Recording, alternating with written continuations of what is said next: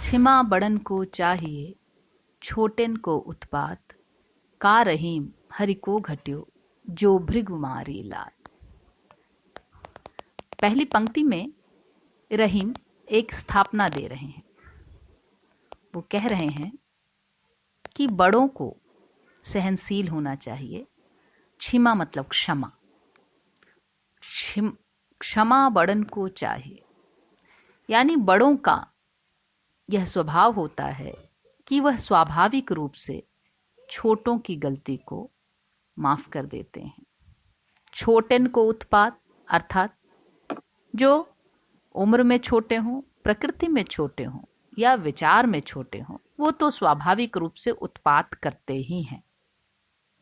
लेकिन बड़े का बड़प्पन यही है कि वो अपने छोटों को बिना किसी मानसिक चिंता के, बिना किसी प्रकार के हृदय में अपराध का भाव रखे, उन्हें क्षमा कर देते हैं। इस पंक्ति के बाद दूसरी पंक्ति में रहीम ने एक दृष्टांत दिया है, एक उदाहरण दिया है कि हम अगर दूसरों को क्षमा कर दें तो इससे हमारा कोई नुकसान नहीं होता, वरन हम अपने बड़प्पन को ही स्थापित करते हैं। का रहीम मन हरि को घट्यो जो भृगु मारी लात। हरि मतलब विष्णु और भृगु एक ऋषि का नाम था। यह एक पौराणिक कथा का संदर्भ है। जैसा कि हम जानते हैं, रहीम को भारतीय हिंदू परंपरा के पुराणों का, उसकी कथाओं का बड़ा ही गहन ज्ञान था, जिसका वो प्रयोग अपने दोहों में, अपनी रचनाओं में लगातार करते थे। यहाँ वो एक उदाहरण देते हैं। इस उदाहरण के पीछे कथा ये है कि एक बार भृगु ऋषि, जिन्होंने भृगु संहिता लिखी थी, उन्हें ये दायित्व दिया गया कि आप पता लगाएं कि ये जो त्रिदेव हैं, ब्रह्मा विष्णु महेश, इनमें सर्वश्रेष्ठ कौन है।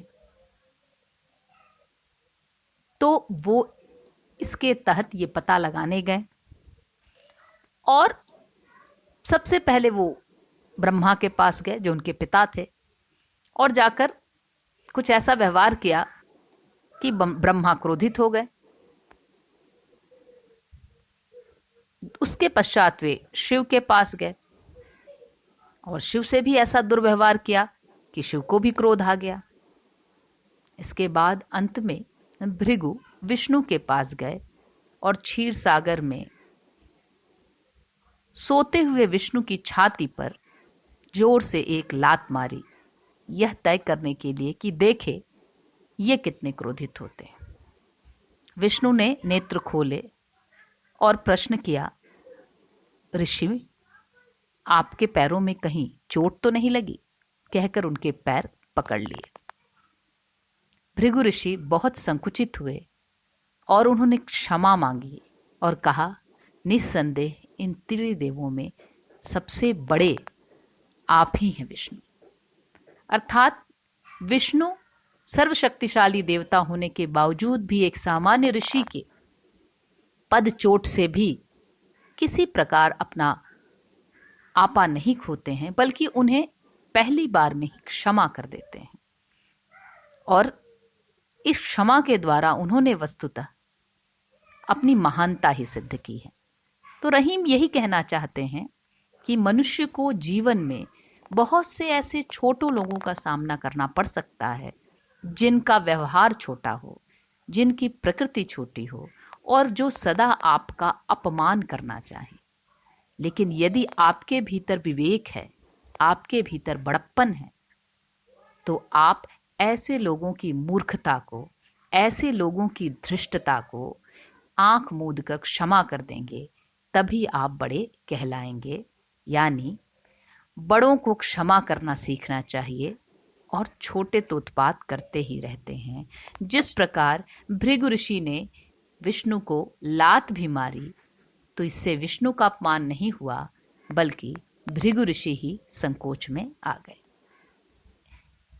इस दोहे में रहीम ने जीवन जीने की कला सिखाई है कि आपको जीवन में अपने आप अपना मन इतना बड़ा बनाना है कि कोई भी आपका अपमान कर ही नहीं सके। यह छंद दोहा में लिखा हुआ है, भाषा ब्रज भाषा है। और अलंकार देखें तो यहाँ पर दृष्टांत अलंकार है, क्योंकि एक दृष्टांत, एक कथा का दृष्टांत, उदाहरण इन्होंने दिया है, तो अलंकार है दृष्टांत अलंकार। और इस तरह के कुछ पद मिल सकते हैं जो आप तुलनीय में दे सकते हैं, कुछ दोहे मिल सकते हैं। जैसे आप चाहें तो दे सकते हैं, बड़े बड़ाई ना करें, बड़े न बोलें बोल, रही मन हीरा कब कहे, लाख टका मेरा मोल। तो जो महान व्यक्ति है वो अपने व्यवहार से महान होते हैं, उन्हें कभी भी अपनी महानता को जाहिर करने की ज़रूरत नहीं पड़ती है। धन्यवाद।